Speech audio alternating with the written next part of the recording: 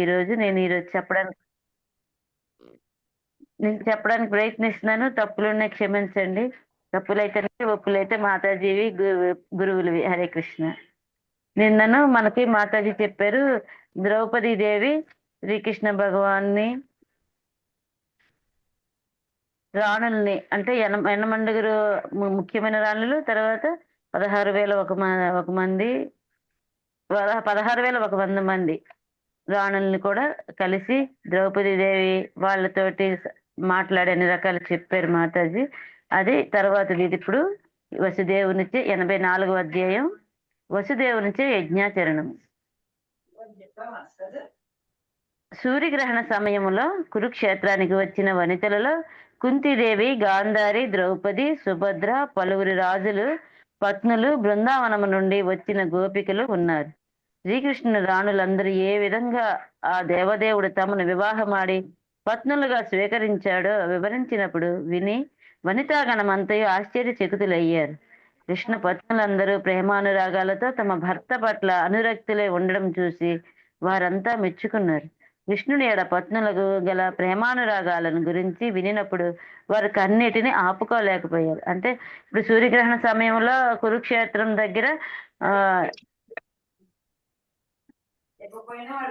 సమంత పంచకం అని పరశురాముడు ఏర్పాటు చేసిన కుండాలు ఉంటాయన్నమాట. అక్కడ చాలా పవిత్రమైనది. అక్కడ సూర్యగ్రహణ సమయంలో స్నానాలు చేయడానికి వీళ్ళందరూ వచ్చారని మనకి మొన్న క్లాస్ లో చెప్పారు మాతాజీ.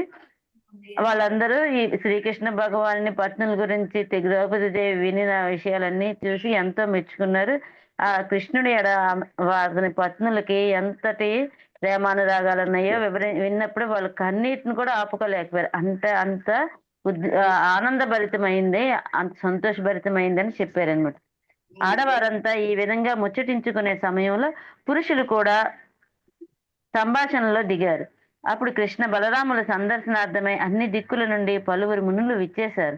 కృష్ణ ద్వైపాయన వ్యాసుడు, దేవర్షి నారదుడు, చ్యవనుడు, దేవలుడు, అహితుడు, విశ్వామిత్రుడు, శతానందుడు, భరద్వాజుడు, గౌతముడు, శిష్య సమేతముగా పరశురాముడు, వశిష్ఠుడు, గాలవుడు, భృగువు, పులస్త్యుడు, కశ్యపుడు, అత్రి, మార్కండేయుడు, బృహస్పతి, ద్వితుడు, త్రితుడు, ఏకతుడు, సనక, సనందన, సనాతన, సనత్ కుమారులని 4 బ్రహ్మపుత్రులు, అంగీరుడు, అగస్త్యుడు, యజ్ఞవల్క్యుడు, వామనదేవుడు వారిలో ఉన్నారు. అంటే ఎవరెవరు వీళ్ళందరూ వచ్చారనేసి చెప్తున్నారు అనమాట.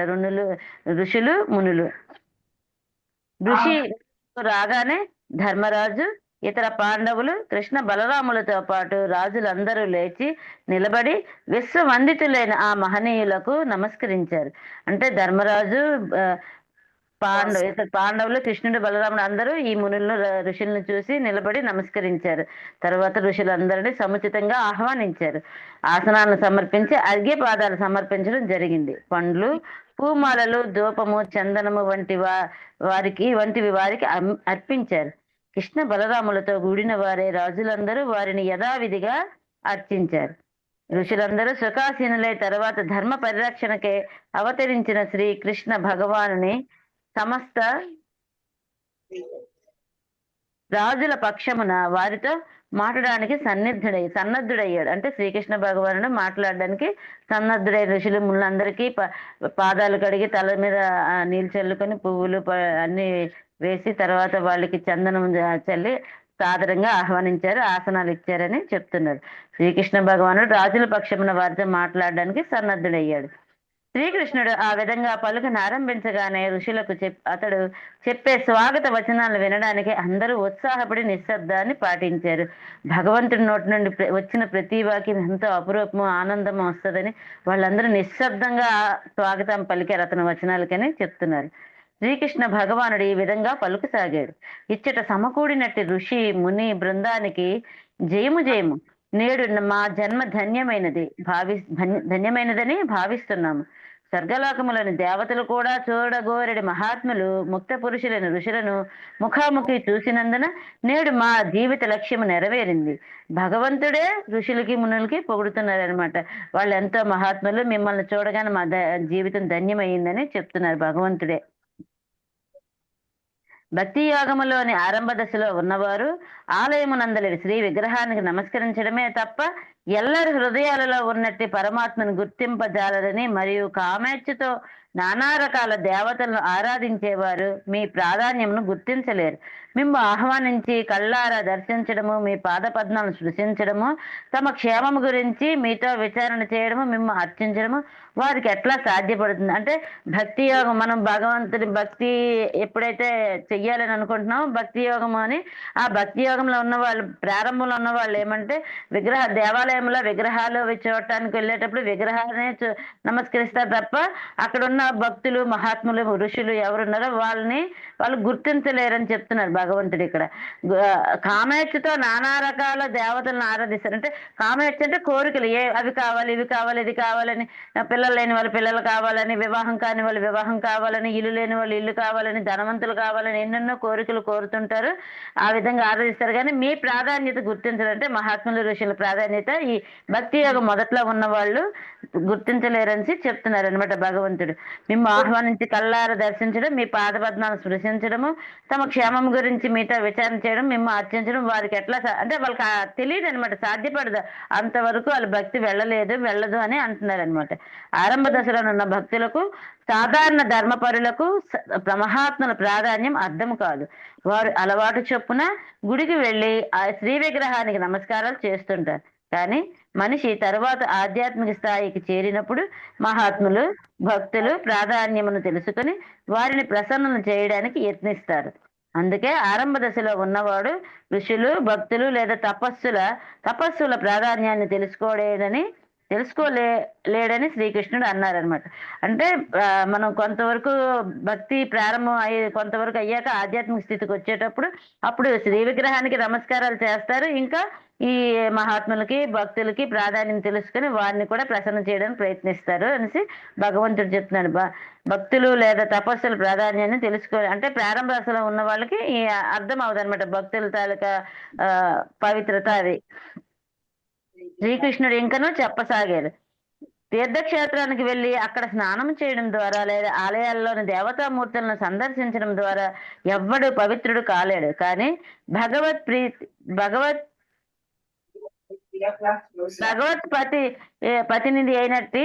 భగవత్ ప్రతినిధి అయినటువంటి మహాభక్తిని తెలుసుకునే అవకాశాన్ని పొందినప్పుడు అతడు శీఘ్రమే పునీతుడవుతాడు. భగవంతుడు ఏమంటున్నారు ఇక్కడ చెప్తున్నారంటే, భగవత్ ప్రతినిధిలే కదా భక్తులు. ఎప్పుడైతే మనము తీర్థక్షేత్రాలకు వెళ్ళి దేవతామూర్తులు సందర్శించడమే కాదు వాటితో పవిత్రత అవ్వరు, భగవత్ ప్రతినిధి అయినట్టు మహాభక్తిని కలుసుకునే అవకాశాన్ని పొందినప్పుడే అతడు శీఘ్రమే పునీతుడవుతాడని భగవంతుడే స్వయంగా చెప్తున్నారు. పునీతుడు కావడానికి మనిషి అగ్నిని, సూర్యుని, చంద్రుని, భూమిని, జలమును, వాయువును, ఆకాశాన్ని, మనస్సును అర్చించాలని ఉపదేశించబడినది. ఈ తత్వాలను వాటి అధిష్టాన దేవతలను అర్చించడం ద్వారా అతడు క్రమంగా అసూయ ప్రభావం నుండి బయటపడతాడు. ఎవరైతే భగవంతుడు చెప్తున్నారో పునీతుడు కావడానికి పంచభూతాలు అగ్ని, సూర్యు, వాయువు, చంద్రుడు, భూమి, జలము ఇవన్నీ మనం అర్చించాలని ఉపదేశించబడింది శాస్త్రాల్లోని. కానీ కేవలం మహాత్మను సేవించడం, అధిష్టాన దేవతను అర్చించడం ద్వారా తమ క్రమంగా అసూయ ప్రభావం బయటపడతాడు. కానీ కేవలం మహాత్ముని సేవించడం ద్వారా అసూయపరుని సమస్త పాపాలు నశించిపోతాయి. అంటే భగవద్భక్తులు ఎవరైతే ఉన్నారో, వాళ్ళు మహాత్ములు ఎవరైతే ఉన్నారో, మనం ఇన్ని దేవీ దేవతలు పూజ చేసి అర్చించి ధ్యానం చేసినప్పుడు ఎంత పునీతం అవుతామో, ఈ మహాత్ములను దర్శించి మనం చేస్తే సమస్త పాపాలు నశించిపోతాయి. అంతటి మహత్వం ఉంది ఋషులు, మునుల ద్వారా, మహాత్ముల ద్వారా, భక్తుల ద్వారా అని భగవంతుడు స్వయంగా చెప్తున్నారు ఇక్కడ. ఋషి మునులారా, తప, వాత, పెత్త మయముగా జడదేహమే తానని తలచేవాడు, కుటుంబము, బంధువులు తన వారని భావించేవాడు, భౌతిక విషయాలను పూజనీయమని తలచేవాడు, తీర్థయాత్రలకు వెళ్ళేది కేవలం అక్కడ స్నానం చేయడానికే నేను తలుస్తూ మహాత్ములతో, సాధువులతో సాంగత్యాన్ని చేయనివాడు మానవ దేహంతో ఉన్నప్పటికీ గాడిదతో సమానము. అంటే భగవంతుడు ఇక్కడ చెప్తున్నారు, మన కప, వాత, వెత్త అనే 3 రకాల స్థితులు ఉంటాయి మన శరీరంలో. ఈ 3 రకాలతోటి ఉన్న ఈ జడదేహమే మనం స్వయం అనుకొని తర్వాత ఏమో మా కుటుంబము, బంధువులు తన వారని భావిస్తారు. భౌతిక విషయాలు పూజనీయమని అంటే ఈ భౌతిక విషయాలే పూజించదలిసినవి అని తలుస్తారనమాట. తీర్థయాత్రలకు వెళ్ళేది కేవలం అక్కడ స్నానం చేసుకొని ప వచ్చేయడానికి అంటే చేయడానికని తలుస్తారు. మహాత్ములతో గాని, సాధువులతో గాని సాంగత్యం కోరుకోరు. ఆ విధంగా కోరుకోని మనిషి మానవ దేహంతో ఉన్నప్పుడు కూడా గాడిదతో సమానమని శ్రీకృష్ణ భగవానులు ఇక్కడ చెప్తున్నారనమాట. పరమ ప్రామాణికుడైన శ్రీకృష్ణ భగవానుడు ఆ విధముగా గంభీరముగా మాట్లాడినప్పుడు ఋషి మునులు నిశ్శబ్దముగా ఉండిపోయారు. జీవిత పరమతత్వాన్ని అతడు అంత సంగ్రహముగా పలకడము విని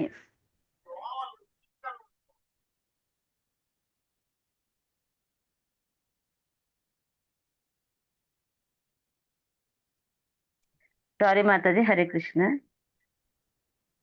పరమ ప్రామాణికుడైన శ్రీకృష్ణ భగవానుడు ఈ విధముగా గంభీరముగా మాట్లాడినప్పుడు ఋషి మునులు నిశ్శబ్దముగా ఉండిపోయారు. జీవిత పరమ తత్వాన్ని అతడు అంత సంగ్రహముగా పలకడం విని వారంతా చెకుతులయ్యారు.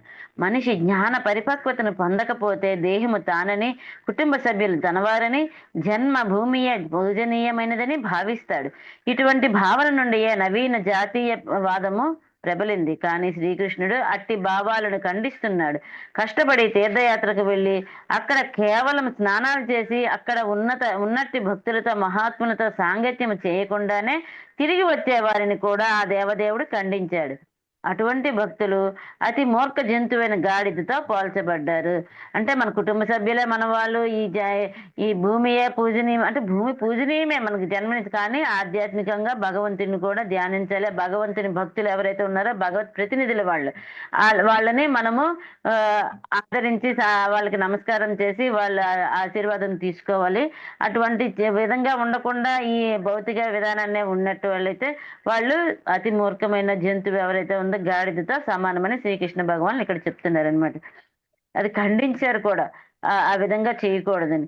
శ్రీకృష్ణుని పలుకులను విన్న వారందరూ కొంత తడువు ఆలోచించి శ్రీకృష్ణుడు సాధారణ మానవ పాత్ర పోషణము చేస్తున్నట్టే భగవంతుడని నిర్ణయించారు. భగవంతుడే అని నిర్ణయించారనమాట వీళ్ళందరూ. ఈ విధంగా మాట్లాడే విధానాన్ని చూసి మానవ జన్మను తీసుకున్నా సరే స్వయంగా అతను భగవంతుడు అని నిర్ణయించుకున్నారు. మానవ జన్మ కార్యము సిద్ధించేలాగున జీవించే పద్ధతిని జన సామాన్యానికి బోధించడానికే శ్రీకృష్ణ భగవానుడు మానవ నేలను అభినయించాడు.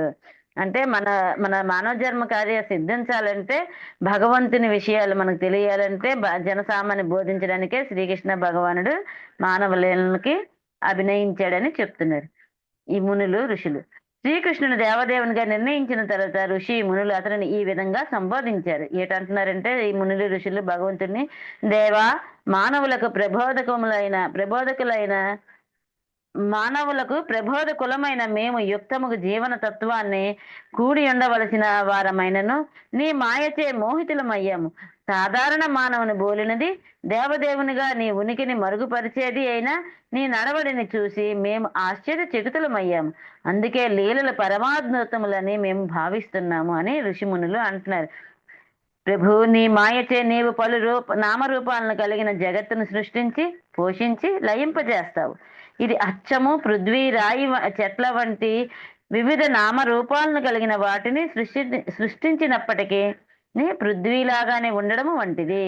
అంటే పృథ్వీ ఏ విధంగా అయితే రాయి అయినా సరే చెట్లు వివిధ రూపాలతో ఉన్నా దానికి పృథ్వీ అనే మనం పృథ్వీలాగే ఉంటుంది. అలాగే నీ మాయచే నీవు పలు రూపాలను సృష్టించినప్పటికీ ఆ కార్యాలచే నీవు ప్రభావితుడు కావు.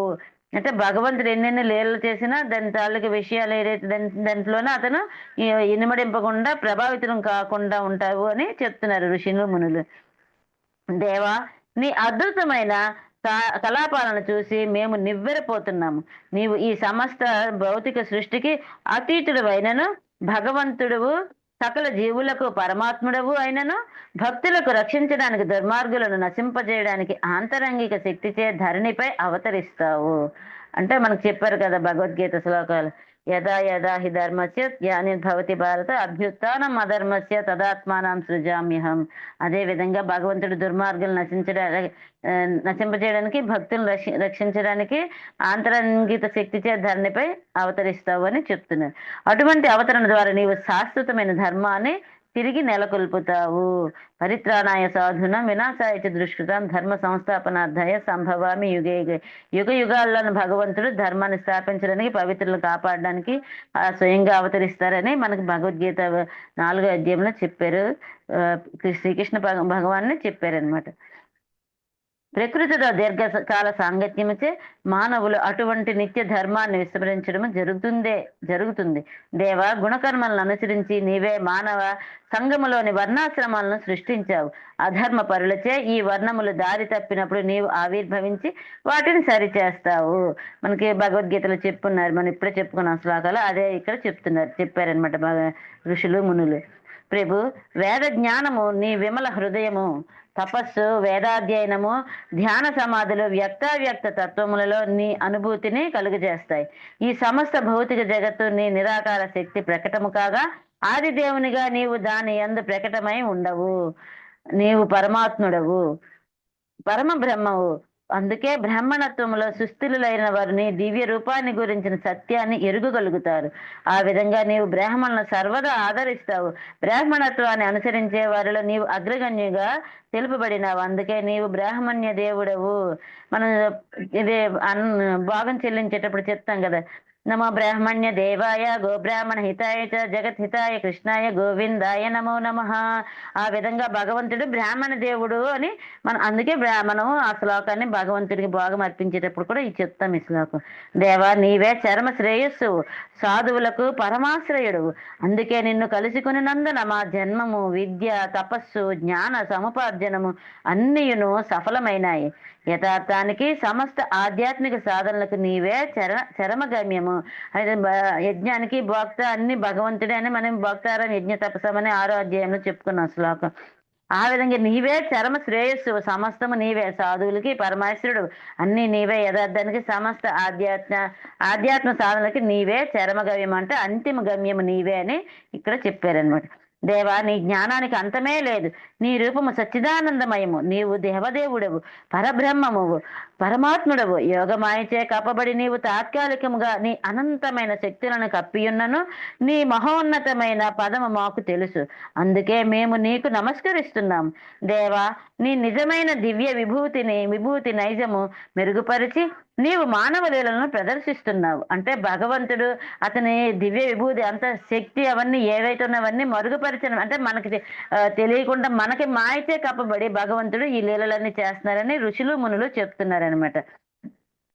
అందుకే ఇక్కడ నున్నట్టు రాజులు గాని నీతో కలిసి భోజనం చేస్తూ కూర్చుంటూ నీతో సన్నిహిత సాంగత్యాన్ని అనుభవించే వంశీయులు గాని నిన్ను సర్వకారణుడిగా, ఎల్లరి పరమాత్మనుగా, సకల సృష్టికి ఆది కారణంగా ఎరుగలేరు. అంటే వీళ్ళు ఇక్కడ రాజులు మునులు తెలుసు. రాజులు గాని అతనితో కలిసి భోజనం చేస్తున్న బృందావన వాసులు ఉన్నారు కదా, సాంగత్యం అనిపించే ఎదువంశులు అందరూ నువ్వు సర్వకారణమని, ఎల్లరి పరమాత్మని అని, నీ సకల దృష్టికి ఆదికి కారణమని ఎరుగలేరు. మనకి బ్రహ్మ సంహితలో చెప్పి ఈశ్వర పరమ కృష్ణ సచ్చిదానంద విగ్రహ అనాదిరాదిర్ గోవింద సర్వకారణ అంటే భగవంతుడికి బ్రహ్మదేవుడు స్తుతించాడు. కానీ వీళ్ళందరూ గుర్తించలేనంతగా నీ మాయచే కప్పబడి ఉన్నారు అనుకొని భగవంతుడికి ఋషులు మునులు ఇక్కడ చెప్తున్నారనమాట. రాత్రి వేళ నిద్రించే వ్యక్తి స్వప్నము వలన కలిగే భ్రాంతిమయ రూపాలను సత్యమైనదిగా భావిస్తాడు. ఊహాత్మకమైన స్వప్న దేహము నిజమైన దేహముగా భావించబడుతుంది. స్వప్నములో తయారైన దేహానికి అన్యముగా జాగ్రత్త అవస్థలో వేరొక దేహం ఉన్నదని కొద్దిసేపు అతడు మర్చిపోతాడు. అదే విధంగా జాగ్రత్త అవస్థలోనూ భ్రమితుడైన బద్ధజీవుడు ఇంద్రియ భాగమే నిజమైన ఆనందం అని తెలుస్తాడు. అంటే ఇక్కడ మునులు ఏమన్నారంటే, మన స్వప్నావస్థలో మనకు మంచి కళ వచ్చింది అనుకోండి, ఆ కళలో అక్కడున్న దేహమే మనం నిజమని, అదంతా అనుభూతి చెందుతున్నామని అనుకుంటాం. ఈ నిజమైన శరీరం, ఈ భౌతిక శరీరం ఉన్నదని ఆ కళలో మనకి అంతుపట్టదు, అంటే అలాగ అనిపించదు. అదే విధంగా జాగ్రత్త అవస్థలు అంటే మనం స్వయంగా ఉన్నప్పుడు కానీ భ్రమితముడైన బద్ధజీవుడు, అంటే మనమే కండిషన్ సోల్స్ అని మాత చెప్తుంటారు కదా. బద్ధజీవుడు ఇంద్రియ భాగమే నిజమైన ఆనందం అని తలుస్తాడని భగవంతుడికి ఋషి మునులు అంటున్నారనమాట. భౌతికేంద్రియ భాగం వలన ఆత్మ కప్పబడిపోతుంది. మనిషి చేతనము కలుషితమైనది. ఈ భౌతిక చేతనము కారణంగానే అతడు దేవాది దేవుడిని నిన్ను తెలుసుకోలేకపోతాడు. ఈ మహాయోగులందరూ నిన్ను అవగతమనర్చుకోవడానికే యోగ సాధన ద్వారా విశుద్ధ చేతనను జాగృతమనర్చుకుంటారు. పాప పరిహారార్థము వారు నీ దివ్య రూప ధ్యానములో నెలకొని ఉంటారు. గంగా నది సమస్త పాపాలను ప్రక్షాళన చేస్తుందని చెప్పబడింది. కానీ నీ పాదపద్మం వల్లనే గంగాజలం మహిమాన్వితమైనది కదా. నీ పాదపద్మ జలమే గంగా నది. అదృష్టవశాత్తు మేము ఈ రోజు నీ పాదపద్మములు నేరుగా చూడగలిగాము. దేవా, మేము నీ భక్తులము, శరణాగతులము. మా ఎడ కరుణ చూపవలసింది. నీ నిరంతర భక్తి యోగముచే ముక్తులైనట్టు వారు ప్రకృతి గుణాలచే కలుషితులు కారని, ఆ విధంగా వారు భగవద్ధామానికి చేరడానికి అర్హులయ్యారని మాకు తెలుసు. అంటే ఇక్కడ ఇంకేం చెప్తున్నా, భౌతికేంద్రియ భాగం వల్ల ఆత్మ కప్పబడిపోయింది, మనిషి చేతనం కలుషితమైపోయింది. కానీ భగవంతుడ నిన్ను మహాయోగులందరూ నిన్ను అవగతం అనర్చుకోవడానికే యోగ సాధన ద్వారా విశుద్ధ చేతన అంటే శుద్ధమైన పనిని కర్మను చేస్తారు, జాగృతం అనర్చుకుంటారు. ఆత్మని మీద ఉన్న కలుషితం మనకు చేతో దర్పణ మార్జనం చెప్తారు కదా. అద్దం మీద ఏదైతే ఉందో ధూళి, అలాగే మన ఆత్మని ఆవరించుకొని ఈ కామక్రోధాలు ఆవరించుకొని ఉన్నాయి. వాటిని తుడుచుకోవడానికంటే, క్లీన్ చేసుకోవడానికి ఎలాగంటే భగవన్ నామస్మరణ, భగవంతుని సేవ, అవన్నీ వాటి సాధన ద్వారా పక్కకు తొలగించుకుంటాము అని చెప్పారు కదా మనకి. అదే విధంగా ఇక్కడ ఋషులను మునులు చెప్తున్నారు. కానీ నీ పాదపద్మం వల్ల గంగాజలం మహిమాన్విత అంటే గంగా నది సమస్త పాపాలను తొలగిస్తుంది అందులో స్నానం చేసే వాళ్ళకి. అది ఎక్కడి నుండి వచ్చిందంటే నీ పాదపద్మాల నుండి వచ్చింది కాబట్టి దానికి అంత మహత్వం ఉన్నదని ఋషులు మునులు చెప్తున్నారు. ఆ విధంగా ఈ రోజు నీ పాదపద్మాలు నేరుగా చూసాం మేమంతా అదృష్టవంతులమని ఋషులు మునులు భగవంతుడిని ప్రార్థిస్తున్నారనమాట. శరణాగతులు అయ్యారు. తర్వాత వాళ్ళకు మీ కరుణ మాకు చూపించండి అని చెప్తున్నారనమాట. శ్రీకృష్ణ భగవాన్ని స్తుతించిన తర్వాత ఋషి మునులందరూ ధృతరాష్ట్ర ధర్మరాజుల అనుమతిని తీసుకుని తమ తమ ఆశ్రమాలకు వెళ్ళడానికి స్థిరపడ్డారు. కానీ అప్పుడు కృష్ణ జనకుడు మహా యశస్వి అయిన వసుదేవుడి వినయముగా వారి చెంతకు చేరి పాదాలను స్పృశించి నమస్కరించిన తర్వాత వారితో పలుకుతూ, మునులారా, మీరందరూ దేవతల కన్నను ఎక్కువగా గౌరవనీయులు. మీకు నా వందనములు. మీకు సమ్మతమైతే నాదొక విన్నపము వినండి. సకల కర్మ ఫలాలను పరిహరించే పరమ కర్మను వివరిస్తే అది మహాభాగ్యముగా భావిస్తాను అని అన్నాడు. అంటే శ్రీకృష్ణ భగవాన్ని ఈ ఋషులు మునులు స్తుతించారు. ఆ తర్వాత ధర్మరాజు అనుమతి తీసుకుని ఆ ఋషులు ధర్మరాజులు అనుమతి తీసుకుని తమ ఆశ్రమాలకు వెళ్ళడానికి సిద్ధపడ్డారు ఋషులు మునులు. కానీ అప్పుడు తపస్వి అయిన శ్రీకృష్ణ జనకుడు అంటే వసుదేవుడు వినయంగా వారి దగ్గరికి వచ్చి, మునులారా, మీరందరూ దేవతల కన్నా చాలా ఎక్కువ గౌరవింపబడినవారు. నా వందనాలు మీకు అర్పిస్తున్నాను. నాకు ఈ అన్ని కర్మ ఫలాలను హరించే పరమకర్మ ఏది ఉంటే అది తెలియజేయండి. అది నేను మహాభాగ్యంగా భావిస్తానని అడిగాడు అనమాట. అప్పుడు ఋషి ముని గణములో ఉన్నట్టి నారదముని పలుకనారంభించాడు. మునులారా, శ్రీకృష్ణుని కేవలం తన పుత్రునిగా భావించి ఉన్న ఈ వసుదేవుడు తన మంచిదనము సరళత్వము కారణంగానే తన క్షేమమును గురించి మనలను అడిగాడని తెలుసుకోవడం కష్టమేమీ కాదు. అతి చేరువ అనాదరణ హేతువని చెప్పబడింది కదా. కృష్ణుని తన పుత్రునిగా భావించిన వసుదేవుడు ఆ దేవదేవుని పట్ల పూజ్య భావాన్ని చూపలేడు. అంటే తన పుత్రుడిగా భావించాడు కాబట్టి భగవంతుడిని అతను ఆ దేవదేవుడిని పూజ్య భావంగా చూడలేడు అని నారద మహాముని చెప్తున్నారు. గంగాతటమున నివసించే జనులు గంగను ఘనమైనదిగా భావింపక దూర ప్రాంతాల్లోని తీరస్థానాలకు పోయి స్నానాలు చేయడం ఒక్కొక్కప్పుడు కనిపిస్తుంది. దానికి మనం అంటాం కదా, దూరపు కొండలు నునుపు అని. మన దగ్గర ఉన్న క్షేత్రాలు అవన్నీ మనం గుర్తించలేకపోవడం కాదు, ఇంకా దూరంగా ఉన్నది కూడా కావాలి. ఇంత మహత్తమైన ఉన్నదా కానీ ఇంకా దూరంగా ఉంటే వేరే ఎక్కడెక్కడ ఉన్నాయో అవన్నీ చూడాలి, చెయ్యాలి, స్నానాలు చెయ్యాలి, చూడాలి అనే భావం కలుగుతుంది. అదే అని ఇక్కడ చెప్తున్నారు అనమాట. కృష్ణుడే స్వయంగా ఉపస్థితుడై ఉన్నప్పుడు మనల్ని ఉపదేశించమని వసుదేవుడు అడగవలసిన అవసరం లేదు. ఎందుకంటే దేవదేవుని జ్ఞానం ఏ పరిస్థితిలోనైనా అద్వితీయమైనదే. అతని జ్ఞానము సృష్టి స్థితి లయ కార్యముచే ప్రభావితము కాదు. అది అన్యులెవరి చేతన నియంత్రింపబడదు. అది గుణ ప్రక్రియలచే కల్లోలితము కాదు. కాలముచే మార్పు నందదు. అతని దివ్య రూపము జ్ఞానపూర్ణమైనది. అట్టి రూపము అజ్ఞానముచే, గర్వముచే, ఆసక్తిచే, అసూయచే లేదా ఇంద్రియ భోగముచే ఎన్నడను క్షుభితము కాదు. అంటే ఇక్కడ మునులు నారదుడు ఏమంటున్నారంటే, శ్రీకృష్ణ భగవానుడు ఎదురుగా ఉన్నా సరే మనల్ని ఉపదేశించమని వసుదేవుడు అడగవలసిన అవసరం లేదు. ఎందుకంటే స్వయంగా అతను భగవంతుడే. కానీ తన పుత్రుడు కారణంగా వాడు భగవతుని అని అని మనసులోనే అనిపించలేదు అని అంటున్నారు. అద్వితీయం అంటే అది మరొకటి అని. అతని జ్ఞానము సృష్టి స్థితి లయ కార్యముచే ప్రభావితం కాదు. భగవంతుడిలో ఉన్న జ్ఞానం ఏదైతే ఉందో సృష్టి స్థితి లయ ఈ దీని వల్ల కార్యాల వల్ల ఏమాత్రం మారదు. గుణ ప్రక్రియలు అంటే రజోగుణము తమోగుణము సత్వగుణము ఈ గుణాల ప్రక్రియల వల్ల కూడా అతను ఎటువంటి ప్రభావితం అతను చూపించదు. కల్లోలితం అవదు అతని జ్ఞానము. కాలముచే మార్పు కూడా అవ్వదు. అది దివ్య రూపము జ్ఞానపూర్ణము. అట్టి జ్ఞానము అజ్ఞానం చేయగాని గర్వం చేయగాని ఆసక్తి చేయగాని అసూయ చేయగాని మారదు అని ఇక్కడ ఇంద్రియ భోగము కూడా ఎన్నడూ క్షుభితము చేయలేదు ఈ శ్రీకృష్ణ భగవానికి ఉన్న జ్ఞానము అని ఇక్కడ చెప్తున్నారు అనమాట. అతని జ్ఞానం పాపపుణ్యముల కర్మ నియమాలకు లోను కాదు, త్రిగుణముల చేత ప్రభావితము కాదు. అతడే పరమాధికారి దేవదేవుడు కనుక అతనికి సమానాధికులు లేరు అని చెప్తున్నారు. ఇక్కడ భగవంతుడు ఎంత శక్తిమంతులో అతని జ్ఞానం ఏ విధంగా కూడా కలుషితము కాదు అని చెప్తున్నారు. ఇంద్రియ మనోబుద్ధులచే కప్పబడే బద్ధ జీవాత్మ శ్రీకృష్ణునితో సమానమే అని సాధారణ బద్ధ మానవుడు తలచవచ్చును. కానీ శ్రీకృష్ణుని సూర్యుని వంటి వాడు. సూర్యుడు ఒకప్పుడు కప్పబడినట్లు కనిపించినప్పటికీ ఎన్నడను మేఘము చేయగాని పొగమంచు చేయగాని గ్రహణ సమయాలలో ఇతర గ్రహాలచే గాని కప్పబడడు. అల్పబుద్ధులు నేత్రాలు ఆ విధమైన ప్రభావములచే కప్పబడినప్పుడు సూర్యుడు అగోచరుడైనాడని వారు తలుస్తారు. అదే విధంగా భోగానురక్తమైన ఇంద్రియాలచే మనిషి ప్రభావితుడైనప్పుడు భగవంతుని గురించిన స్పష్టమైన దృష్టిని కలిగి ఉండజాలడు.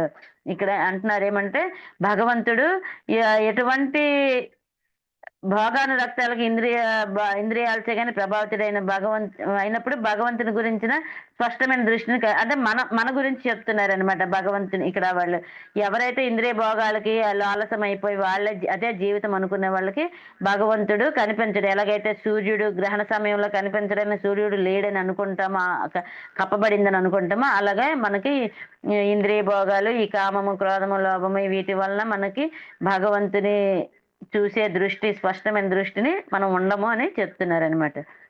తరువాత అచటనున్న మునులు కృష్ణ బలరాములు ఇతర రాజుల సమక్షంలో వసుదేవుని సంబోధిస్తూ ఉపదేశం చేయసాగారు.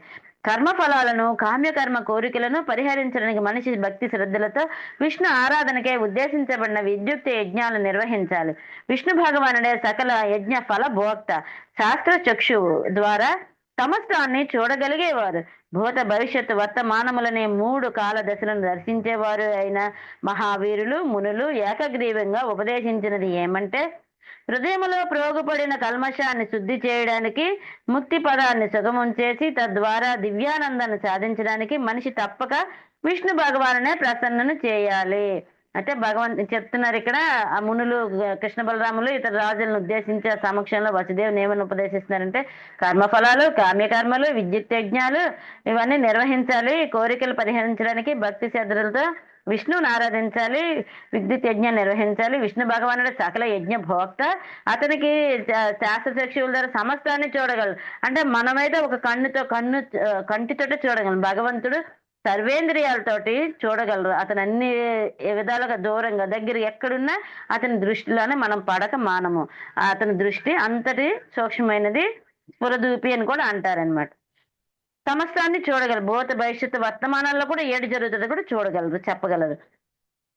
అటువంటి మనులు ఏకగ్రీవంగా ఉపదేశించింది ఏమంటే హృదయంలో ప్రోగుపడిన కల్మషాన్ని శుద్ధి చేయడానికి ముక్తి పదాన్ని పొందడానికి సుగమం చేసిన ద్వారా దివ్యానందాన్ని సాధించడానికి తప్పక విష్ణు భగవాన్నే ప్రసన్నం చేసుకోవాలి అని చెప్పారనమాట. ఉన్నత వర్ణాల కంటే బ్రాహ్మణ క్షత్రియ వైశ్యులు చెందిన గృహస్థునికి పురుషోత్తముడు ఆది పురుషుడు అని తెలియబడే విష్ణు భగవాన్ ఆరాధనమే ఏకైక మంగళ పదముగా ఉపదేశించబడినది. భగవంతుడు ఏదైతే చెప్పారో చాతుర్వర్ణ మయాశిష్టం గుణకర్మ విభాగసహ అని గుణాల నుండి కర్మలను బట్టి వర్ణాలు వివరించారు భగవంతుడు. అయితే అగ్రవర్ణాలు ఏమున్నాయి? బ్రాహ్మణ క్షత్రియ వైశ్యులు ఈ 3 వర్ణాలకి భగవంతుడు విష్ణు భగవాన్నే ఆరాధనమని ఏకైక మంగళకరమని మంగళ పదంగా ఉంటాదని కూడా ముందు నుండే ఉపదేశించబడింది. భౌతిక జగత్తులో బద్ధ జీవులు అందరూ ప్రకృతిపై ఆధిపత్యం చెలాయించే కోరికలు వేళ్ళూని ఉంటారు. ప్రతి ఒక్కడు సంపదను కూడబెట్టుకోరుతాడు. సాధ్యమైనంతగా జీవితాన్ని భోగించాలనుకుంటాడు. మంచి భార్యను కోరుకుంటాడు. ఇల్లు, సంతానాన్ని కోరుకుంటాడు. ఈ జగత్తులో సుఖంగా జీవించి తదుపరి జన్మల స్వర్గానికి పోవాలనుకుంటాడు. కానీ ఈ కోరికలన్నీ భవబంధానికే కారణమవుతాయి. కనుక ఈ బంధము నుండి ముక్తికై మనిషి విష్ణు ప్రీత్యర్థము తన న్యాయార్జితమైన సంపదను త్యాగం చెయ్యాలి.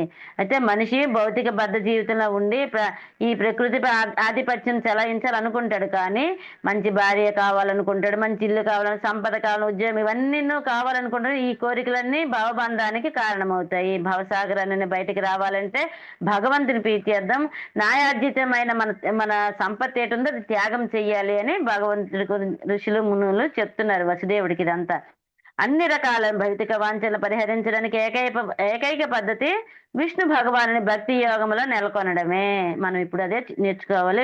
మాతాజీలు గురువులు చెప్పింది నేర్చుకొని మనం ఆ విధంగా ఉండాలి. ఈ రీతిగా ఆత్మ నిగ్రహుడైన వ్యక్తి గృహస్థ జీవనంలో ఉన్నప్పుడే 3 రకాలైన కోరికలను, అంటే భౌతిక సంపత్తులను పొందాలనే కోరికను, భార్యాపిల్లలతో ఆనందాన్ని అనుభవించాలనే కోరికను, ఉన్నత లోక ప్రాప్తి కోరికను తప్పకుండా విడిచిపెట్టాలి. తుదకు అతడు గృహస్థాశ్రమం త్యజించి సన్యాసాశ్రమాన్ని స్వీకరించాలి. పూర్తిగా భగవత్ సేవలో నెలకొనాలి. బ్రాహ్మణుడు, క్షత్రియుడు లేదా స్వైశ్యునిగా ఉన్నత వర్ణంలో జన్మించినప్పటికీ ప్రతి ఒక్కడు దేవతలకు, ఋషులకు, పితృదేవతలకు, ఇతర జీవులకు రుణపడతాడు. ఆ రుణాలను తీర్చుకోవడానికి అతడు యజ్ఞాలు చెయ్యాలి, వేదాధ్యయనము చెయ్యాలి. ధర్మబద్ధమైన గృహస్థ జీవనంలో సంతానోత్పత్తి చేయాలి. అంటే ధర్మబద్ధంగా గృహస్థ జీవనంలో ఉండి సంతానోత్పత్తి చేయాలి, వేదాధ్యయనం చెయ్యాలి, యజ్ఞాలు చెయ్యాలని ఋషులు మునులు చెప్తున్నారు. నీవు ఇప్పటికే పితృదేవతల ఋషి రుణాలను తీర్చేసావు. ఇప్పుడు యజ్ఞ నిర్వహణ ద్వారా దేవరణం నుండి విముక్తుడవుతావు. మనకి 5 రుణాలు చెప్పారు కదా మాతాజీ. దేవరణము, ఋషి రుణము, తర్వాత పితృ రుణము, భూత రుణము, అంటే అతిథి రుణము, అతిథి ద్వారా మనుష్య రుణము అని యజ్ఞాలు అనమాట. యజ్ఞాలు అవే, రుణములు అవే. ఈ విధంగా నీవు 2 రుణాలు తీర్చావు. ఋషి రుణం తీర్చావు, పితృదేవతల రుణము తీర్చావు. ఈ యజ్ఞం ద్వారా దేవత రుణము తీరుతుంది అని చెప్తున్నారు అనమాట. ఈ విధంగా నీవు పూర్తిగా దేవదేవుని ఆశ్రయించగలవు. వసుదేవ, నిక్కముగా నీవు పూర్వజన్మలలో ఇదివరకే ఎన్నో పుణ్యాలు చేశావు. లేకపోతే భగవంతుడైనట్టు కృష్ణ బలరాములకు నీవెట్లా తండ్రివి కాగలుగుతావు? నిజమే కదా. భగవంతుడు 3 జన్మల్లోనే భగవంతుడు శ్రీకృష్ణ భగవానుడు దేవకి వసుదేవులకి జన్మించాడు. మొట్టమొదట అంటే భాగవతంలో మనకు చెప్పారు, సుతపుడు, పృష్ణి అని 2 భక్తులు ఉంటారు. వాళ్ళిద్దరు కూడా భగవంతుడి గురించి ఎంతో తపస్సు చేశారు. ఆ తపస్సు కారణంగా వాళ్ళకి ఏంటంటే భగవంతుడు ప్రత్యక్షమైతే వాళ్ళు అడుగుతారు, ఏటి కోరిక కావాలని భగవంతుడు అడిగితే, మాకు మీలాంటి పుత్రుడు కావాలి అని వాళ్ళిద్దరు కోరుతారు. కానీ నాలాంటి పుత్రుడు ఎందుకు, నేనే మీకు అంటే పుత్ర సంతానంగా వస్తానని 3 జన్మల్లో వస్తారనమాట. మొదటి జన్మలో పృష్ణి గర్భుడు, అంటే పృష్ణి సుతపై జన్మించిన వాడు పృష్ణి గర్భుడు. 2వ జన్మలోని కశ్యపుడు, అదితి. అయితే వామనుడు అనమాట, వామన అవతారం. అదితి కశ్యపులుగా దేవకి వసుదేవులు వస్తారు. 3వ జన్మలో దేవకి వసుదేవులు శ్రీకృష్ణుడు. ఈ 3 జన్మల్లోని భగవంతుడే స్వయంగా వాళ్ళకి పుత్రులుగా జన్మిస్తారు. అదే ఇక్కడ కృష్ణ బలరాములు నీవు ఎలా తండ్రి కాగలుగుతావు, నీ పూర్వజన్మ పుణ్యం అని ఈ ఋషులు మునులు అతన్ని చెప్తున్నారు. ఉదారుడైన వసుదేవుడు మునుల పలుకులను విని వారి పాదాలకు గౌరవంతో నమస్కరించాడు. ఆ రీతిగా అతడు వారిని ప్రసన్నం చేసి యజ్ఞ నిర్వహణ చేయమని అర్థించాడు. యజ్ఞ పురోహితునిగా ఎంచుకోబడిన ఆ మునులు ఆ తీర్థ స్నానమునందే యజ్ఞ నిర్వహణకు సకల సంభారాలను ఏర్పాటు చేయమని వసుదేవుని ఉపదేశించారు. ఆ విధముగా వసుదేవుడు యజ్ఞ నిర్వహణకు ప్రేరేపితుడు కాగానే యదువంశీయులందరూ స్నానం చేసి చక్కని వస్త్రధారణము చేసి అందముగా అలంకరించుకుని పుష్కరమాలను ధరించారు. వసుదేవుని పత్నులను చక్కని వస్త్రాభరణాలను, బంగారు కంఠాభరణం ధరించి యజ్ఞము కొరకై పూజా ద్రవ్యాలను తీసుకుని యజ్ఞస్థలికి వచ్చారు. వసుదేవుడు అందరికీ చెప్పాడు అనమాట. ఈ వసుదేవునికి చెప్పారు ఋషులు మునులు, ఈ తీర్థస్థానంలో యజ్ఞ నిర్వహణ సకల సంభారాలను ఏర్పాటు చేయు అని అంటే, అప్పుడు అందరూ చాలా చక్కగా స్నానాలు చేసి మంచి వస్త్రాలు ధరించి నగలు వేసుకున్నారు. పూజా ద్రవ్యాలు తీసుకుని యజ్ఞస్థలానికి వచ్చారు. సమస్తము పూర్తి కాగానే మృదంగములు, శంఖములు, భేరీలు, ఇతర వాద్యములు మ్రోగించబడ్డాయి. నర్తకీమణులు నృత్యము చేయనారంభించారు. సూతమాగదులు స్తోత్రము చేశారు. గంధర్వులు వారి పత్నులను తీయని గొంతుకలతో పలు మంగళకర గీతాలను ఆలపించారు. వసుదేవుడు కన్నులకు కాటుక పెట్టుకుని శరీరానికి వెన్నను పూసుకున్న తరువాత దేవకీదేవి మున్నగు 18 మంది రాణులతో కలిసి పురోహితుల ముందు కూర్చున్నారు. వారు అతనికి అభిషేకోత్సవానికి పవిత్రుని చేశారు. కార్యక్రమం అంతా శాస్త్ర విధితో నిర్వహింపబడుచుండగా వసుదేవుడు తారకలతో చుట్టబడిన చంద్రునిలాగా కనిపించాడు. యజ్ఞ దీక్షితుడైనందున అతడు జింక చర్మాన్ని కట్టుకున్నాడు. కానీ అతని భార్యలందరూ చక్కని చీరలను కట్టుకొని గాజులు, కంఠాభరణాలు, కాలెగజ్జెలు, కుండలాలు మున్నగు ఆభరణాలతో అలంకృతులై ఉన్నారు. భార్యలచే పరివృత్తుడైన వసుదేవుడు యజ్ఞ నిర్వహణం చేస్తున్న ఇంద్రునిలాగా అందముగా కనిపించాడు, గోచరించాడు. అయితే ఇక్కడ చెప్తున్న 18 మంది భార్యలతో వసుదేవుడు పురోహితుల ముందు కూర్చున్నాడు అనమాట యజ్ఞం కోసం. అతని అభిషేకోత్సవం పవిత్రం చేశారు. పవిత్రం వసుదేవుడు తారకులతో చుట్టబడిన చంద్రునిలాగా కనిపిస్తున్నాడట. యజ్ఞ దీక్షితుడైనందున అతను జింక చర్మం కట్టుకున్నాడు. ఆ భార్యలచే పరివృత్తుడే వసుదేవుడు యజ్ఞ నిర్మం చేస్తున్న ఇంద్రునిలాగా అందంగా గోచరించాడని చెప్తున్నారు, వర్ణిస్తున్నారు ఇక్కడ. ఆ సమయంలో కృష్ణ బలరాములు వారి పత్నులు, సంతానము, బంధువులు యజ్ఞస్థలిలో ఆసీనులయ్యారు. భగవంతుడు జీవులందరితోనూ తన అంశమైనటి వివిధ శక్తులతోనూ కూడి ఉన్నట్లుగా అది కనిపించింది. శ్రీకృష్ణుడు వివిధ శక్తులను, అంశలను కూడి ఉన్నాడని శాస్త్రం నుండి మనము విన్నాము. కానీ ఆ దేవదేవుడు వివిధ శక్తులతో కూడి నిత్య విలసితుడై ఉండే విధము ఇప్పుడు యజ్ఞస్థలిలో అందరికీ అనుభూతమైంది. ఆ సమయంలో శ్రీకృష్ణుడు నారాయణ వలె కనిపించగా బలరాముడు సకల జీవ ఆకరమగు సంకర్షణునిగా కనిపించాడు. అంటే ఈ వీళ్ళందరికీ కృష్ణ బలరాములు, వారి పత్నులు, సంతానం, బంధువులు అందరూ కూడా యజ్ఞం దగ్గర కూర్చున్నారు. శ్రీకృష్ణుడు వివిధ శక్తులను, అంశాలను కూడి ఉన్నాడని శాస్త్రం నుండి మనము విన్నాము. అదే విధంగా ఇప్పుడు యజ్ఞస్థలు అందరికీ అనుభూతమైంది. ఆ సమయంలో శ్రీకృష్ణుడు నారాయణుడే స్వయంగా నారాయణులే కనిపించాడు. బలరాముడు సంకర్షణల వలె కనిపించాడు అందరికీ. జ్యోతిష్టోమము, దర్శపూర్ణ మాసము వంటి నానా రకాల యజ్ఞాలు చేసి వసుదేవుడు విష్ణు భగవానుని ప్రసన్నును చేశాడు. ఆ యజ్ఞాలలో కొన్ని ప్రాకృతం అని పిలువబడగా మరికొన్ని సౌర సత్రము అంటే వైకృతం అని పిలువబడినాయి. ఆ తర్వాత అగ్నిహోత్రం అని తెలియబడే ఇతర యజ్ఞాలను కూడా చేయడము జరిగింది. వాటిలో విధి ప్రకారం ఆహుతులను ఇచ్చారు. ఆ విధంగా విష్ణు భగవానుడు ప్రసన్నుడయ్యాడు. మనం యజ్ఞము అంటే విష్ణు అంటే ఈ యజ్ఞాలు ప్రాకృత యజ్ఞము, సౌర సత్రము అంటే లేకపోతే వైకృత యజ్ఞము అని పిలువబడిన యజ్ఞాలన్నీ చేశారు ఇక్కడ. వాటిలో ఇతర యజ్ఞాలు కూడా చేయడము, వాటిలో విధి ప్రకారం అన్ని ఆహుతులు ఇచ్చారు అందరి యజ్ఞాల్లోని. అందరికంటే మనం అగ్ని, వాయువు వాళ్ళందరికీ ఆహ్వానిస్తాము యజ్ఞ సమయంలో వాళ్ళందరికీ కూడా ఆహుతులను ఇచ్చారు. ఈ విధంగా విష్ణు భగవానుడు చాలా ప్రసన్నుడయ్యాడు. యజ్ఞములో ఆహుతులు వేయడం వలన చరమ ప్రయోజనం విష్ణువుకు ప్రీతి కలిగించడమే. మనం ఏది చేసినా దాని చర్మగమ్యం ఏటవ్వాలి, విష్ణువు ప్రీతి కొరకు చేసింది అవ్వాలి అని చెప్తున్నారు. కానీ కలియుగములో యజ్ఞములందు సమర్పించడానికి నానా విధాలైన వస్తువులను సేకరించడం చాలా కష్టం. అవసరమైన పూజ్య ద్రవ్యాలను సేకరించే ఉపాయం గాని, అటువంటి యజ్ఞాలు గాని చేయడానికి తగినంత జ్ఞానము గాని జనులకు లేదు. అంటే ఇప్పుడు ఈ కలియుగంలో ఈ ద్రవ్యాలు సేకరించడం గాని, వాటి ఉపాయాలు గాని, యజ్ఞాలు చేయడం తగిన జ్ఞానం గాని ఎవరికి లేవు. కనుక జనులందరూ మందభాగ్యులు, చింతాపూర్ణులు. ఇప్పుడు కలియుగ జనులు మందభాగ్యులు అంటే మందమతులు అనమాట. భగవంతుని వైపు ఎప్పుడు ఉండదు. తిన్నామా, తిరిగామా, వెళ్ళామా, వచ్చామా అదే చూస్తారనమాట. చింతాపూర్ణులు అంటే ఎప్పుడు విచారిస్తూనే ఉంటారు. నానా రకాల ఉపద్రవాలచే కలచి చెందుతుంది. ఏదో అలా బాధ వస్తుంది, ఈ బాధ వస్తుందని ఆందోళన పడుతుంటారు అని చెప్తున్నారు. అయితే అయి ఉండే ఈ కలియుగంలో సంకీర్తన యజ్ఞమే ఉపదేశించబడినది. సంకీర్తన యజ్ఞం ద్వారా శ్రీ చైతన్య మహాప్రభు అర్చించడమే ఈ యుగంలో ఉపదేశించబడిన ఏకైక పద్ధతి. ఏదైతే చెప్పారో మనకి సంకీర్తన యజ్ఞము, హరే కృష్ణ కృష్ణ కృష్ణ హరే హరే, హరే రామ రామ రామ హరే హరే అనే సంకీర్తన యజ్ఞాన్ని మనకి చైతన్య మహాప్రభు ఉపదేశించింది. ఈ యజ్ఞం ద్వారా చైతన్య మహాప్రభుని అర్చించడమే ఈ యుగంలో ఉపదేశించిన ఏకైక పద్ధతి అని చెప్పారనమాట. వివిధ యజ్ఞ నిర్వహణం ద్వారా తర్వాత వసుదేవుడు ధనరాశులను, వస్త్రాలను, ఆభరణాలను, గోవులను, భూమిని, సేవకి గణాన్ని పురోహితులకు దానం ఇచ్చారు. తదనంతరము వసుదేవుని పత్నుల అవభృద స్నానము చేసి పత్ని సంయాజం అనే కార్యాన్ని పూర్తి చేశారు. అవభృద స్నానము అంటే ఈ యజ్ఞం అయిపోయాక అందరూ స్నానాదులు కార్యక్రమం పూర్తి చేయడం అనమాట అర్థం. పత్ని సంయాజన కార్యాన్ని పూర్తి చేశారు. ఈ క్రియలన్నీ పూర్తి కాగానే వారు రామహ్రదం అని పిలువబడే పరశురామ నిర్మిత సరోవరాల్లో స్నానం చేశారు.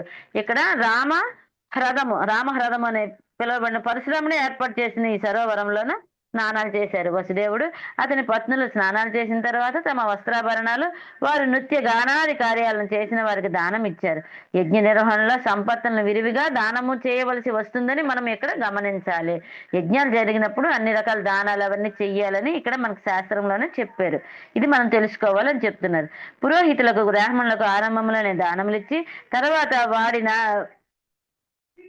వాడిన వస్త్రాభరణాలను యజ్ఞానంతరం అధీనులైన సహాయకులకు దానమిచ్చారు.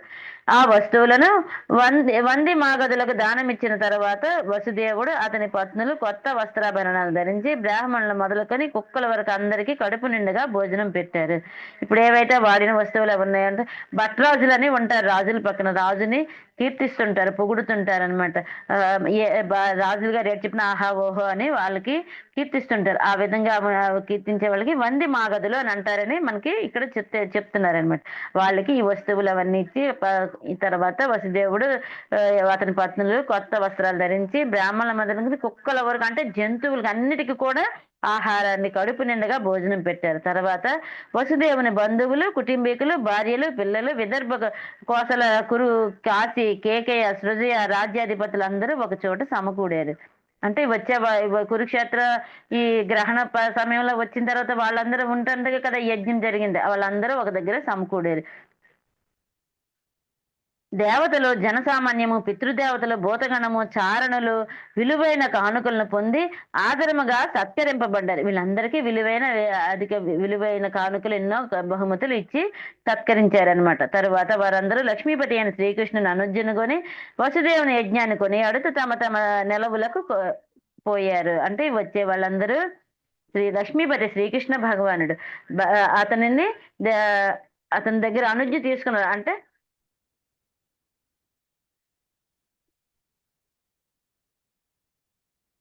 శ్రీకృష్ణుని అనుజ్ఞను తీసుకొని వసుదేవుని యజ్ఞాన్ని కొనియాడుతూ తమ తమ నెలవులకు పోయారు. అంటే అతని దగ్గర ఆజ్ఞ తీసుకున్నారన్నమాట. మేము వెళ్ళిపోతాము అని చెప్పి వాళ్ళందరి దగ్గర యజ్ఞాన్ని వసుదేవుని కొనియాడుతూ తమ తమ నెలవులకు వెళ్ళిపోయారు. అప్పుడు ధృతరాష్ట్రుడు, విదురుడు, ధర్మరాజు, భీముడు, అర్జునుడు, భీష్మదేవుడు, ద్రోణాచార్యుడు, కుంతీదేవి, నకులుడు, సహదేవుడు, నారదుడు, వ్యాసదేవుడు, ఇతర బంధుమిత్రులు, జ్ఞాతులు ప్రయాణానికి సిద్ధపడిన వారే వియోగ బాధతో యదువంశీలతో ప్రతి ఒక్కరిని ఆలింగనము చేసుకున్నారు. యజ్ఞస్థలలో ఒక సమకూడిన ఇతరులు కూడా వెళ్ళిపోయారు. వాళ్ళు వెళ్ళిపోయాక ఇప్పుడు ధృతరాష్ట్రుడు వీళ్ళందరూ వచ్చారు కదా. ధృతరాష్ట్రుడు, విదురుడు, ధర్మరాజు, భీముడు, నకులు, సహదేవులు, భీష్మదేవుడు వీళ్ళందరూ కూడా ఈ యదువంశీయులను విడిచిపెట్టి వెళ్ళడానికి ఎవరికి మనసు అంగీకరించడం లేదు. అందులో శ్రీకృష్ణ భగవాన్ వదలడానికి ఎవరికి ఇష్టపడదు కదా. మనం కూడా అలాగే కదా ఉంటాం. ఇప్పుడు ఆ విధంగా వీళ్ళందరినీ ఒక్కొక్కరు ఆలింగనం చేసుకుని యజ్ఞస్థలం నుండి వాళ్ళు కూడా వెళ్ళిపోయారు. దీని తర్వాత కృష్ణ బలరాములు, ఉగ్రసేనుడు, నందాది బృందావన వాసులకు పలు కానుకలతో, పూజా ద్రవ్యాలతో సంతుష్టపరిచారు. స్నేహభావంతో బృందావన వాసులు యాదవులతోనూ మరికొంతకాలం గడిపారు. అయితే వీళ్ళు వెళ్ళిపోయాక కృష్ణ బలరాములు, ఉగ్రసేనుడు నందాది బృందావన వాసులకు పలు కానుకలతో, పూజా ద్రవ్యాలతో సంతుష్టిని పరిచారు. స్నేహభావంతో బృందావన వాసులు ఇంకా యాదవులతో మరికొంతకాలం కూడా ఉన్నారు అని చెప్తున్నారు. యజ్ఞానంతరము పరమ సంతుష్టుడైన వసుదేవుని ఆనందానికి హద్దులు లేకపోయాయి. యజ్ఞం ఎంతో బాగా సఫలమైంది కాబట్టి అతని ఆనందానికి హద్దులు లేవు అని చెప్తున్నారనమాట. అతడు నందుని చేతులు పట్టుకుని పలుకుతూ కుటుంబ సభ్యులందరి సమక్షంలోనే నందుని చేతులు పట్టుకొని పలుకుతూ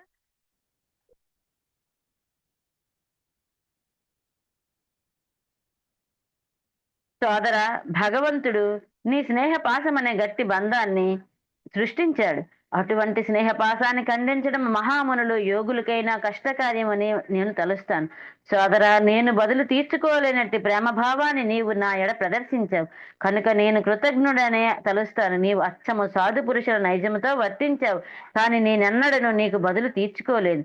నీ స్నేహపూరిత కలాపాలు బదులు తీర్చుకునే ఉపాయము నా దగ్గర లేదు. అంటే వసుదేవుడు నందగోపుడితో అంటున్నాడు అనమాట ఈ మాటలు. సోదర అంటే సోదరుడు అవుతాడు, కజిన్స్ అవుతారు అనమాట వసుదేవుడును నందగోపుడు. వాళ్ళకి చెప్తున్నారంట, ఎంతో గట్టి బంధం మన ఇద్దరి మధ్య స్నేహ బంధం చాలా గట్టిది ఏర్పడింది.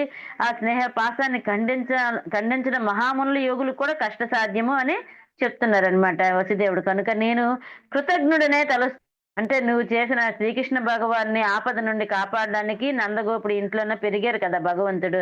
ఆ రుణం నేను తీర్చుకోలేను, ఎప్పటికీ నేను తీర్చుకోలేను. నేను నీకు కృతజ్ఞత అంటే కృతజ్ఞత అంటే ధన్యవాదాలు చెప్పడం అంట మనం చెప్పిందని. కృతజ్ఞత అంటే వాళ్ళకి ధన్యవాదాలు, వాళ్ళ ఇచ్చిన సేవకి వాటికి మనం తిరిగి సరి అయిన ఇవ్వలేము అని అర్థం అనమాట ఇక్కడ. నీవు అచ్చము సాధు పురుషుల నైజముతో వర్తించవు. సాధు పురుషులు అంతే కదా, వాళ్ళు స్వార్థం చూడరు, ప్రతిఫలాన్ని కోరుకోరు. ఆ విధంగా నువ్వు చేసావు నందుడికని వసుదేవుడు అంటున్నారనమాట. కానీ నేను ఎన్నడను నీకు బదులు తీర్చుకోలేదు. నీ స్నేహపూరిత కలాపాలు బదులు తీర్చుకునే ఉపాయము నా దగ్గర లేదు. అంటే బదులు తీర్చుకోవడానికి అంత సరి అయినది లేదని చెప్తున్నారనమాట. అయినా మన ప్రేమ పాసం ఏనాడు నువ్వు తిరగదని నాకు నమ్మకం ఉంది. ఈ విధంగా అంటే తీర్చుకోలేదు కానీ నువ్వు నాకే ఏంటి తిరిగి ఇవ్వలేదు, నేను చేసే సేవకు ప్రతిఫలం లేదు అని నన్ను నువ్వు స్నేహ భావాన్ని తెంచుకోవు కదా అని అడుగుతున్నారని నాకు నమ్మకం ఉందని చెప్తున్నారు. నీకు బదులు తీర్చుకోవాలని ఆసక్తుడైనను మన స్నేహం నిత్యము కొనసాగుగాక. నా ఆసక్తతకు నీవు నన్ను క్షమిస్తావనే భావిస్తాను అని ఆ వసుదేవుడు నందగోపుడికి అన్నాడనమాట. ఇవన్నీ వసుదేవుడు ఇంకా ఈ విధంగా అన్నాడు. సోదరా, పూర్వం చెరసాలలో ఉన్నవాడనే మిత్రునిగా నిన్నెన్నడను సేవింపలేదు. ప్రస్తుతం ఐశ్వర్యవంతుడైనప్పటికీ కలిమి కారణంగా అంధుడనయ్యాను. అందువలన ఇప్పుడు కూడా నిన్ను సరిగ్గా చూడలేకపోతున్నాను. సోదరా, నీవెంత మంచివాడవు, స్వాదు స్వభావుడు అంటే ఇతరులకు గౌరవిస్తావే గాని నిన్ను గౌరవించడం గురించి పట్టించుకోవు.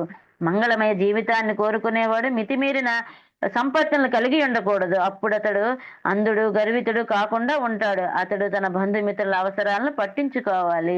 భగవంతుడు గురించి ఇక్కడ అంటే భగవంతుడిని ఎవరైతే సేవిస్తారో, పూజిస్తారో, ధ్యానిస్తారో, వాళ్ళు సేవను చేస్తారో. ఇక్కడ భగవంతుడికి నందగోపుడు వాత్సల్య ప్రేమ చూపించి ఎంతో ఆదరంగా ఉంచారు. అటువంటి నిన్ను నేను సరిగ్గా చూడలేకపోయాను, అంధుడినయ్యాను.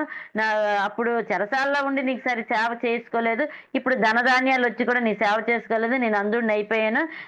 నేను గర్వితుని కాకుండా ఉండాలంటే నాకు సరిపోయినంత ధనమే ఉండాలి.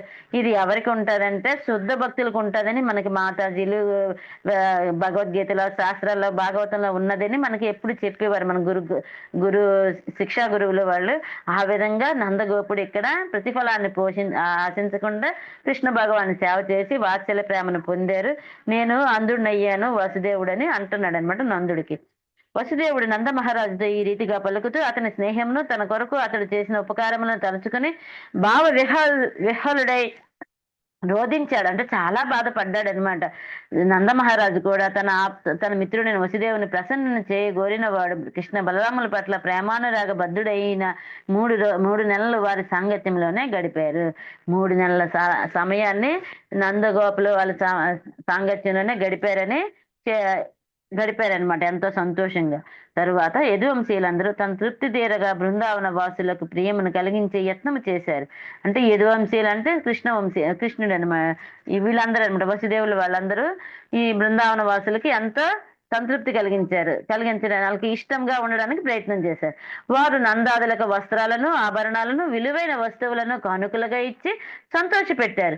వసుదేవుడు, ఉగ్రసేనుడు, శ్రీకృష్ణుడు, బలరాముడు, ఉద్ధవుడు, ఇతర యాదవులు నందాదులకు తమ కానుకలను సమర్పించారు. వసుదేవుడు, ఉగ్రసేనుడు, శ్రీకృష్ణుడు, బలరాముడు ఈ నలుగురు అందరికీ అక్కడ బృందావన వాసులందరికీ ఆభరణాలు, విలువైన వస్త్రాలు, విలువైన వస్తువులు అన్ని ఇచ్చి సంతృప్తి పరిచారు. ఈ విధంగా వీడ్కోలు కానుకలను పొందిన వారే నందమహారాజు తన వారితో కూడి వ్రజభూమి బృందావనానికి బయలుదేరాడు. ఈ విధంగా కానుకలన్నీ అందుకున్న తర్వాత వాళ్ళ దగ్గర సెలవు తీసుకొని భగవంతుని ఆలింగనం చేసుకొని వాళ్ళు ఎంతో వదలక భగవంతుని 3 మాసాలు పెట్టినందుకు వాళ్ళు చాలా ఎంతో సంతోషపడ్డారు. నందమహారాజు కూడా వ్రజభూమి బృందావనానికి బయలుదేరాడు. అయినా వారి చిత్తములు కృష్ణ బలరామునితోటే ఉండిపోయాయి.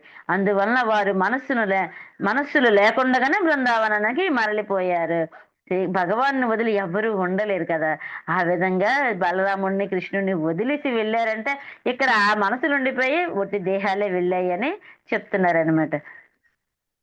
బంధుమిత్రులు సందర్శకులు అందరూ వెళ్లిపోయిన తర్వాత వృష్ణివంశీయులు వర్షాకాలం సమీపించడం గమనించి ద్వారకకు తిరిగి వెళ్లాలని నిర్ణయించుకున్నారు. కృష్ణునే సమస్తంగా భావించిన వారే వారంతా పూర్ణ సంతుష్టులయ్యారు. ద్వారకకు చేరినంతట వారు వసుదేవుడు వనర్చిన యజ్ఞం గురించి, బంధువులను శ్రేయాభిలాషులను తాము కలుసుకోవడం గురించి, తీర్థయాత్రలో జరిగిన సకల విశేషాల గురించి పూర్ణ సంతుష్టితో పురజనులకు వివరించారు. ఇక్కడ ద్వారకకు వెళ్ళారు కృష్ణ బలరాములు, ఉగ్రసేనుడు, వసుదేవుడు, వీళ్ళందరూ.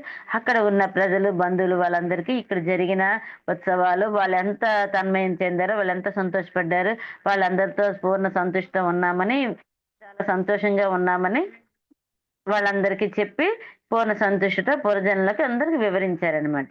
వసుదేవునిచే యజ్ఞాచరణమును దశమ స్కందములోని 84వ అధ్యాయమునకు భక్తి వేదాంత భాష్యం సమాప్తము. హరే కృష్ణ. మాతాజీ, మనం అంటే ఈ యజ్ఞాచరణము పూర్తయింది మాతాజీ. థ్యాంక్ యూ మాతాజీ, నాకు ఈ అవకాశం ఇచ్చినందుకు. అయితే మనం ఇక్కడ తెలుసుకోవాల్సింది ఏంటంటే, భగవద్భక్తులు మనం విగ్రహారాధన చేసామా, పూజ చేసామా, వెళ్ళిపోయామా, వచ్చేసామా, దేవాలయంకి వెళ్ళామని కాకుండా భక్తులు అంటే భగవత్ ప్రతినిధులు ఎవరినైతే సేవిస్తామో, పూజిస్తామో, అప్పుడు మన భక్తి కూడా పరిపూర్ణత అవుతుందని భగవంతుడే ఇక్కడ వివరించారు. ఆ విషయమే ఋషులు, మునులు కూడా తెలియజేశారు. కారణమైన శ్రీకృష్ణ భగవాన్ని మనం యజ్ఞం ద్వారా ప్రీతి చెందించి మన ఆధ్యాత్మిక జీవనాన్ని ముందుకు నడపాలని ఇక్కడ మునులు, ఋషులు చెప్పారు. హరే కృష్ణ. తప్పులుంటే క్షమించండి. తప్పులైతే నావి, ఒప్పులైతే గురువులు. హరే కృష్ణ. అందరికీ థ్యాంక్ యూ మాతాజీ. హరే హరే కృష్ణ కృష్ణ. మాతాజీ. చాలా చక్కగా చెప్పారు మాతాజీ. మాకు సమ్మరీ బాగా చెప్పారు. సమ్మరీ పాయింట్ నాకు చాలా బాగా అర్థమైంది మాతాజీ. Thank you Mataji. అంత గురుకృప మాతాజీ. హరే కృష్ణ. హరే కృష్ణ హరే మాతాజీ. కృష్ణ బాగుంది మాతాజీ మాతాజీ. స్టోరీ. చాలా బాగా చెప్పారు ఇంద్రబోయిన మాతాజీ. Thank you Mataji. మాతాజీ మనల్ని తయారు చేస్తున్నారు అలాగా. మాతాజీ చెప్పడం వల్ల మనకి వస్తుంది మాతాజీ. అవును. పరిపూర్ణ మాతాజీ. హరే కృష్ణ మాతాజీ. దండోత్ ప్రణామం. Thank you Hare Krishna Hare Mataji. కృష్ణ. దండోత్ ప్రణామం అండి. బాగుంది, హరే చాలా కృష్ణ బాగుంది. మాతాజీ. హరే కృష్ణ మాతాజీ. Thank you Mataji. హరే కృష్ణ హరే కృష్ణ మాతాజీ. మాతాజీ, చక్కగా చాలా చెప్పారు. బాగా చెప్పారు మీరు. మధ్య మధ్యలో వీటిలకెళ్ళి శ్లోకాలు కూడా తీసుకొని చెప్పారు దానికి సంధానంగా. మాత మనకి గురువుల క్లాసులు రోజు వింటున్నాం కదా, పొద్దుగైన జ్ఞానం రావాలి కదా మనకి మాతాజీ. హరే కృష్ణ. అంటే సందర్భంగా కూడా తీసుకొని మీరు అక్కడికి ఆ శ్లోకాలను తెచ్చి పెట్టుడు కూడా కొంచెం ఆలోచించుకొని పెట్టారు. Thank you Mataji. Thank you. Hare Krishna. Hare Mataji సమయం. హరే కృష్ణ మాతాజీ అండ్ ప్రభుజీస్. దండవత్ ప్రణామ్ టు ఎవ్రీవన్. చాలా చక్కగా చెప్పారు Mataji. And thank you Mataji. మీ గురువుల కృప మాతాజీ మాకు. అదేం హరే లేదు, కృష్ణ. కృప గురు మన